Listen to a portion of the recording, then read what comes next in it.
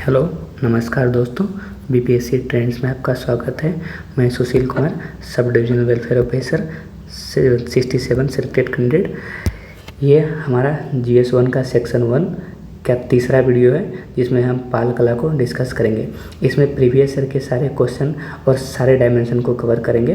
तो और ये वीडियो बहुत ही खास होने वाला है, तो इसको पूरा देखिए प्लीज़। देखिए, पाल कला, ये कौन कौन सा सवाल पूछा गया। पाल कला भवन निर्माण कला की विशेषताओं को स्पष्ट कीजिए, और इस पर बौद्ध धर्म का प्रभाव भी पूछा गया है। और कभी पाल स्थापत्य तथा मूर्ति कला की प्रमुख विशेषताएं ये पूछा गया है, और आलोचनात्मक परीक्षण और पाल कला की प्रमुख विशेषताओं का वर्णन कीजिए। ठीक है, तो ये देखिए अब जो है कि पाल कला अभी लास्ट के 2-3 बीपीएससी में नहीं पूछा गया है। इसका बहुत अधिक चांस है कि 70वीं बीपीएससी में पूछा जाए। ठीक है, तो इसके लिए ये काफ़ी इंपॉर्टेंट है पाल कला 70वीं बीपीएससी के लिए। तो इसको आइए देखते हैं। ठीक है, देखिए कि अब इसको एक हम कोट से शुरू करेंगे। ठीक है, कि कला मानवीय कल्पनाओं की रचनात्मक अभिव्यक्ति है, ये मैथिली शरण गुप्त ने कहा था। अगर आप एक कोट लाइन यूज करते हैं तो उससे क्या होगा, आपका इंट्रो बहुत ही शानदार बन जाता है। देखिए, अब आगे देखते हैं कि बिहार की कलात्मक संपदा अत्यंत प्राचीन, समृद्धशाली तथा अद्वितीय रही है।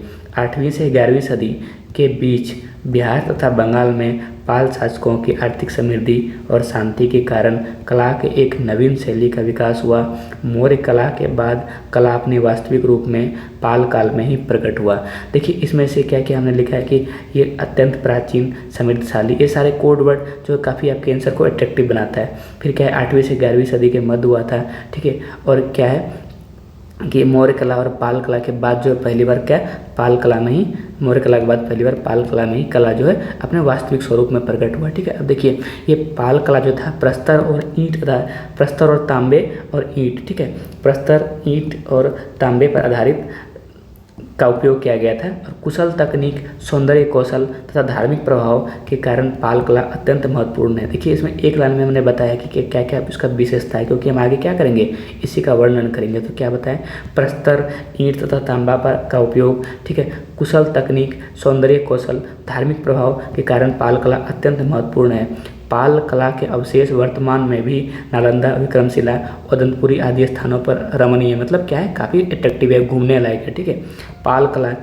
को कला समीक्षकों द्वारा निम्न वर्गों में बांटा गया है। ठीक है, इस तरह से आप कनेक्ट करते हैं कि देखिए कि कला समीक्षकों के द्वारा बांटा गया। देखिए, पाल कला की विशेषता कौन कौन सी है। एक मूर्ति कला, तो मूर्ति कला जो है क्या है, कांस्य एवं प्रस्तर पर आधारित था। प्रवर्तक यानी जो है ये किसके द्वारा निर्माण किया गया था, तो धीमन पाल और विठपाल। ठीक है, ये दोनों भाई थे। और बौद्ध धर्म तथा हिंदू धर्म का प्रभाव इसमें दिखाई पड़ता है। ताम्रपत्र चित्रकला और भित्ति चित्र, देखिए ये ताम्र पत्रों पर और दीवारों पर निर्मित था, और इसमें तांत्रिक प्रभाव, ये बौद्ध धर्म के तंत्रयान शाखा का प्रभाव दिखाई पड़ता है। अगला है स्थापत्य कला। तो देखिए, ईंट पर आधारित था स्थापत्य कला। क्या क्या बनाया गया था, विश्वविद्यालय, चैत्य विहार बनाया गया था, उदयपुरी, नालंदा आदि स्थानों पर निर्माण किया गया था। अब मूर्ति कला का डिस्कस करते हैं। पाल काल में कांस्य तथा प्रस्तर पर आधारित मूर्ति कला की एक नई शैली का विकास हुआ। ठीक है, पालकालीन कांस्य मूर्तियाँ सांचे में ढालकर बनाई जाती थी। ठीक है, कैसे सांचे में ढालकर बनाई जाती थी। इसका सर्वोच्च नमूना नालंदा, बोधगया, भागलपुर, पहाड़पुर, दिनाजपुर से प्राप्त हुआ है। ये मूर्तियाँ मुख्य रूप से बुद्ध, बोधिसत्व, आलूकेतेश्वर आदि की है। ठीक है, हालांकि कुछ हिंदू धर्म की मूर्तियों बलराम, गणेश, विष्णु, सूर्य आदि का भी प्राप्त हुआ है। ठीक है, अब देखिए पाल मूर्ति कला की प्रमुख विशेषताएं। अब देखिए इसके बाद क्या करेंगे, हम पॉइंट वाइज लिखेंगे 1, 2, 3, 4। इससे क्या होगा कि अच्छा इंप्रेशन बनता है कि नहीं, इसने क्या है कि 6 पॉइंट को डिस्क्राइब किया है। देखिए, ये मूर्तियाँ मुंगेर तथा संथाल परगना के काले बेसाल्ट पत्थर से निर्मित है। ठीक है, कहाँ से, संथाल परगना और मुंगेर से जो है लाए गए काले बेसाल्ट पत्थर से निर्मित है। सामान्य रूप से ये मूर्तियाँ के अग्रभाग को दर्शाया गया। देखिए, इसमें जो है कि मूर्ति जो बनता था केवल अग्रभाग में ही कलाकारी की जाती थी, पीछे नॉर्मल रखाया जाता था। ये मूर्तियाँ लोक धर्म पर आधारित देवी देवताओं की, ये मूर्तियाँ किसकी है, देवी देवताओं की थी। लोक धर्म मतलब तत्कालीन जो धर्म था उस पर आधारित। ठीक है, ये मूर्तियाँ अत्यंत सुंदर है तथा शिल्पगत परिपक्वता को दर्शाती है। अलंकरण की प्रधानता इन्हें आकर्षक बनाती है। अलंकरण मतलब क्या होता है, गहना, आभूषण। तो मूर्तियों में क्या है कि अत्यधिक आभूषण का प्रयोग किया गया है। ठीक है, देव मूर्तियों में मानवीय सौंदर्य को उभारने का प्रयास किया गया है। ठीक है, उसके चेहरे वगैरह को, ठीक है, बॉडी पार्ट को काफ़ी अच्छा से बनाया गया है ताकि मानवीय सौंदर्य के समान दिखाई पड़े। मूर्तियों पर तंत्रयान, तंत्रयान क्या था, बौद्ध धर्म का एक शाखा था, का प्रभाव मिलता है। हालांकि अत्यधिक अलंकरण के कारण, मौलिकता का अभाव के कारण आलोचना की जाती है। इसमें क्या है ना, पाल कला की मूर्ति में बहुत ज़्यादा आभूषण का प्रयोग किया गया, बहुत ज़्यादा आभूषण का प्रयोग किया गया। इससे क्या होता है, कभी कभार कुछ कला समीक्षा क्या करते हैं, इसकी आलोचना भी करते हैं। अब देखिए मृण मूर्तियाँ यानी मिट्टी की मूर्तियाँ, देखिए पाल कला में मृण मूर्तियों का सुंदर तथा कलात्मक रूप में देखी जा सकती है।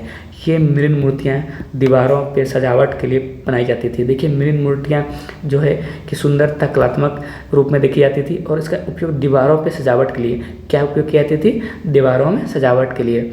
इसमें जो है सामान्य सामाजिक सांस्कृतिक तथा धार्मिक जीवन के दृश्य देखे जा सकते हैं। देखिए उसमें जो सामाजिक सांस्कृतिक धार्मिक जीवन था उसका दृश्य में मृण मूर्तियों में दिखाई पड़ता है। ठीक है, ऐसे प्रस्तुतियों में धार्मिक प्रभाव दृष्टिगोचर होता है, यानी ऐसी जो मूर्तियाँ हैं उसमें धार्मिक प्रभाव देखने को मिलता है हमें। ठीक है, इन मूर्तियों में बुद्ध, बोधिसत्व, तारा, ठीक है, बौद्ध धर्म तथा सूर्य, ठीक है, बौद्ध धर्म तथा सूर्य, हनुमान, विष्णु आदि हिंदू धर्म का से प्रभावित है। ठीक है, कलात्मक सुंदरता के एक उत्कृष्ट उदाहरण तख्ती है, जिस पर एक स्त्री बैठी हुई मुद्रा में दिखलाया गया है। चेहरे की सुंदरता, भोलापन, पतली कमर आदि के द्वारा शारीरिक सौंदर्य पर ध्यान दिया गया है। तो देखिए बुद्ध कला में एक जो मूर्ति है, इस पाल कला में जो मूर्ति है उसमें सिर्फ शारीरिक सौंदर्य पे एक जो है मूर्ति का क्या है, शारीरिक सौंदर्य पे भी अच्छा खासा ध्यान दिया गया है। ठीक है, वो मूर्ति में। ठीक है, तो चित्रकला या भित्ति चित्र, देखिए पाल कला के अंतर्गत चित्रकला का भी पर्याप्त विकास हुआ। यह मुख्यतः दो रूपों में, पांडुलिपियाँ तथा दीवार पर अंकित चित्रों के रूप में मिलती है। कितने रूपों में, दो रूप में।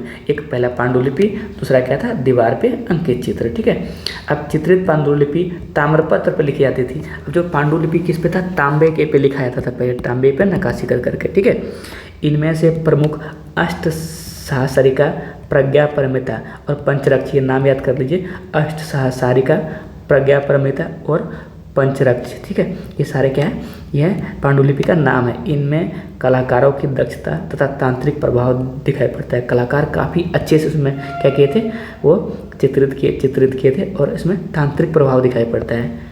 चित्रकला का एक अन्य रूप भित्ति चित्र भी है। भित्ति मतलब दीवार पे। ठीक है, ये भित्ति चित्र नालंदा के सराय स्थल, नालंदा के कौन सा स्थल, सराय स्थल से प्राप्त हुआ है। ग्रेनाइट के पत्थर के बने चबूतरे के नीचे भाग, देखिए चबूतरा जो होता था ना, चबूतरा, ठीक है, उसके निचले वाले भाग में क्या किया जाता था कि पशुओं, मनुष्यों का ज्यामितीय आकार, तो ये है ज्योमेट्रिकल टाइप में जो है इसका है, पशुओं का और क्या है, मनुष्यों का चित्रण किया गया है। इन पर अजंता तथा बाघ गुफा शैली का प्रभाव है। देखिए अजंता और बाघ गुफा शैली में क्या किया गया है, चित्रित किया गया है। तो इसका भी प्रभाव किसमें, ये पाल कला के चित्रकला में दिखाई पड़ता है। कहाँ का, खास करके भित्ति चित्र पर। स्थापत्य कला, देखिए स्थापत्य कला जो है, पाल वंशी शासक स्थापत्य कला के महान निर्माता थे। नालंदा, विक्रमशिला, तक्षशिला आदि में उनके द्वारा अनेक बौद्ध विहार तथा मठ का निर्माण करवाया गया। ठीक है, तो किसने बनवाया था, पाल शासकों ने बनवाया था। कहाँ का बनवाया था, नालंदा में, विक्रमशिला में और कहाँ, तक्षशिला में बनाया था। अब देखिए कुछ नाम लिख देंगे। गोपाल ने नालंदा में विश्वविद्यालय का निर्माण कराया था। देवपाल के द्वारा उदनपुरी में एक मठ का निर्माण कराया गया था। वहीं धर्मपाल के द्वारा विक्रमशिला में एक विश्वविद्यालय और एक व्याख्यान कक्ष, यानी क्या है, एक लेक्चर हॉल का निर्माण करवाया गया था। ठीक है, इसके अतिरिक्त कहलगांव में गुफा मंदिर, गया स्थित विष्णुपद मंदिर, गया स्थित क्या है, विष्णुपद मंदिर, और कहलगांव स्थित गुफा मंदिर, चैत्य तथा विहार का निर्माण भी इस कला का ज्वलंत उदाहरण है। ठीक है, पाल स्थापत्य मुख्यतः पक्की ईंटों पर आधारित थी।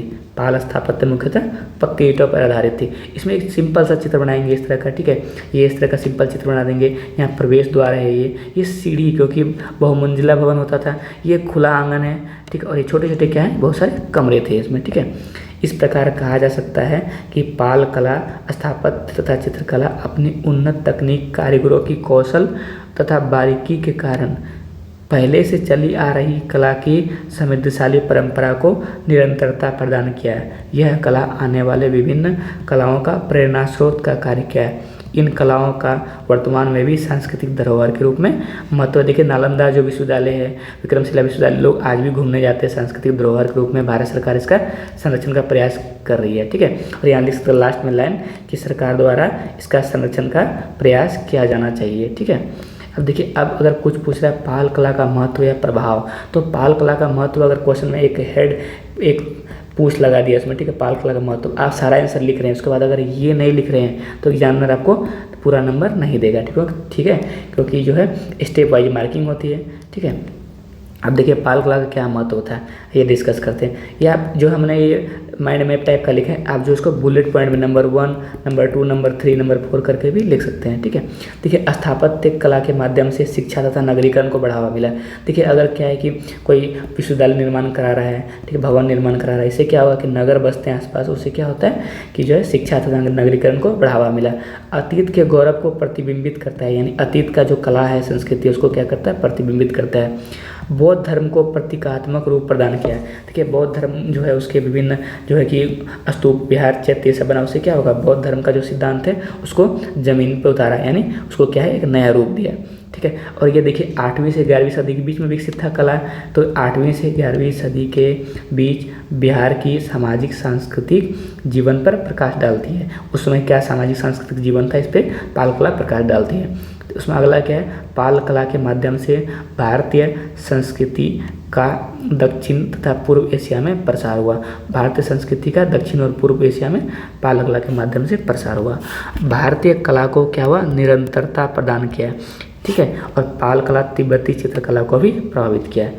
देखिए, अब नेक्स्ट क्या है, अगर पाल कला का बौद्ध धर्म से संबंध पूछ ले रहे हैं, ठीक है, तो ये क्या होता है, पाल कला पर बौद्ध धर्म का प्रभाव भी इसको बोलते हैं। देखिए, अब ये बुलेट पॉइंट में अगर आपसे पूछा जा रहा है सवाल कि पाल कला का विशेषताओं का वर्णन कीजिए और बौद्ध धर्म पर इसका प्रभाव का वर्णन कीजिए, तो अगर आप इस तरह से हेडलाइन या हेडिंग देके नहीं लिखते हैं ये आंसर, तो आपका क्या होगा कि आपको पूरा नंबर नहीं मिलेगा, यानी कि अगर 25 नंबर अधिकतम होगा तो आपको 15 या 20 ही मिलेगा, ठीक है। तो इसीलिए कोशिश कीजिए कि क्वेश्चन का डिमांड जो उसको समझिए और उसको पूरा करके आइए, ठीक है। अब देखिए, पाल कला का बौद्ध धर्म पर प्रभाव डिस्कस करते हैं हम। पाल नरेश बौद्ध मतानुयायी थे तथा पाल शासकों ने उस समय बौद्ध धर्म को राजकीय प्राश्रय प्रदान किया जब उसका पतन हो रहा था। देखिए, अब पाल कला जो था 8वीं से 11वीं सदी के बीच में था, और उस समय जो बौद्ध धर्म क्या था, पतन की ओर अग्रसर था। तो उस समय जो है पाल अपना राजकीय धर्म बनाया और बौद्ध को है नई ऊंचाइयों तक लेके गया। तो ये लिख सकते हैं कि पाल नरेश जो है बौद्ध मतानुयायी थे और एक पाल शासकों ने उस समय बौद्ध धर्म को राजकीय प्राश्रय यानी संरक्षण प्रदान किया जब उसका पतन हो रहा था। उन्होंने बिहार के नालंदा, कुकरीहार, राजगीर आदि बंगाल में अनेक चैत्य विहार तथा मूर्तियों का निर्माण कराया। तो क्या क्या बनाया था उन्होंने, नालंदा में, कुकरीहार में, राजगीर ये प्लेस है इसमें से जो है, तथा बंगाल में भी बनवाया। तो चैत्य विहार और मूर्तियाँ किसका, बौद्ध धर्म से संबंधित मूर्तियों का निर्माण कराया, ठीक है। तो विक्रमशिला, नालंदा, उदयपुरी विश्वविद्यालयों में बौद्ध धर्म तथा दर्शन की शिक्षा दी जाती थी। कहाँ कहाँ, विक्रमशिला, नालंदा, उदयपुरी विश्वविद्यालयों में बौद्ध धर्म तथा दर्शन की शिक्षा दी जाती थी।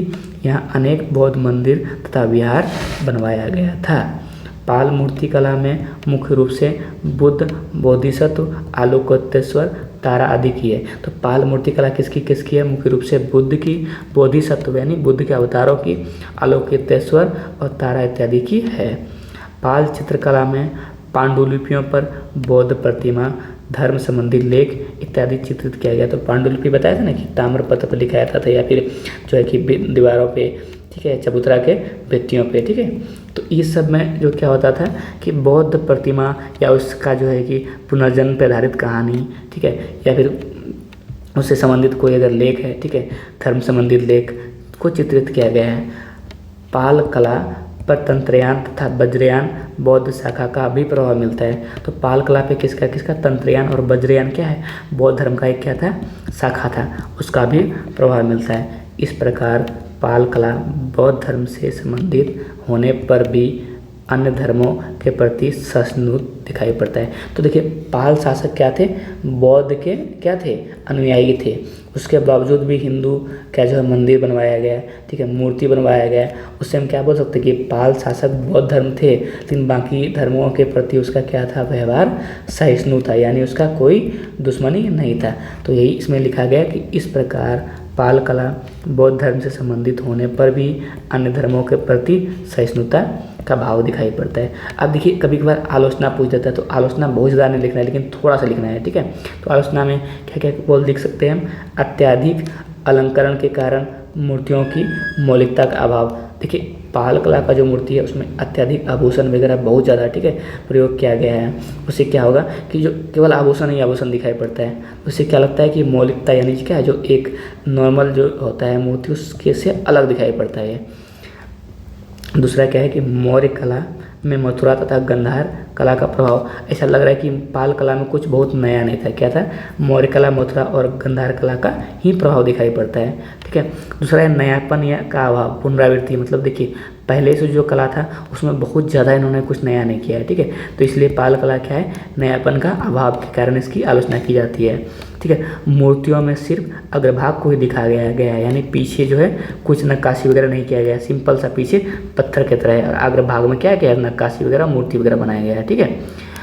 अब देखिए अगर आलोचना के बाद अगर हम कंक्लूजन लिखेंगे तो यहाँ भी कंक्लूजन में क्या करना है, आलोचना नहीं करने, हमें आलोचना करने से हमें क्या करना है, बचना है, हमें आलोचना क्या करना है, इसमें नहीं करना है, ठीक है,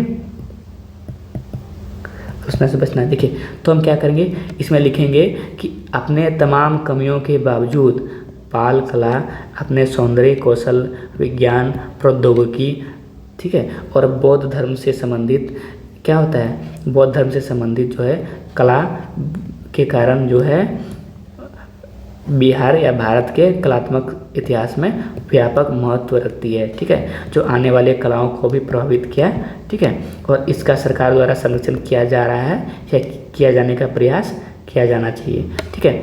अब इसके बाद जो है कि अब हम नेक्स्ट वीडियो लेके आएंगे, ठीक है। और पाल कला पे आप अगर कोई क्वेश्चन आंसर लिखना चाहते हैं और भेजना चाहते हैं तो आप हमारे इस कमेंट बॉक्स में टेलीग्राम का लिंक दिया होगा, वहाँ पे आप क्या कर सकते हैं, भेज सकते हैं, ठीक है, और आपकी कॉपी इवेलुएट कर दी जाएगी। इस वीडियो को ये समाप्त करते हैं, तब तक के लिए नमस्कार, धन्यवाद।